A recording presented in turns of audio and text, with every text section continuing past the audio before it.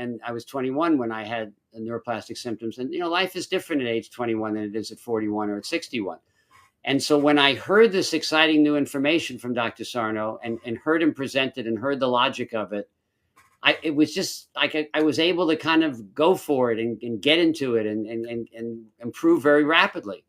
But other than being kind of a worrier type T personality, I didn't really have major traumas that were causing this. I had, I guess, minor traumas that were stress of medical school and this sort of thing. And so everyone's different, right? I was at a particular point in my life where I could heal quickly. You can't predict. Some people are ready for change and some aren't. There's a whole literature in psychology about readiness for change. It tends to relate to things like quitting smoking and other bad habits. Good point. But the literature discusses the stages of change, and that you have, pre-contemplation, contemplation, action. It said there's like 5 stages of change.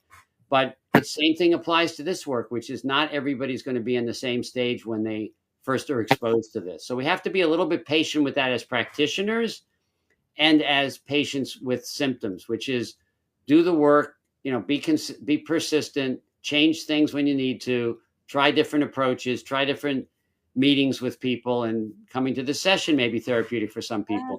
You could have a book cure at age 41, and then I've had people come back 15 years later and not be able to get better with a book alone or something. They needed really to see a doctor and a treatment and all of that. So it just varies on the person.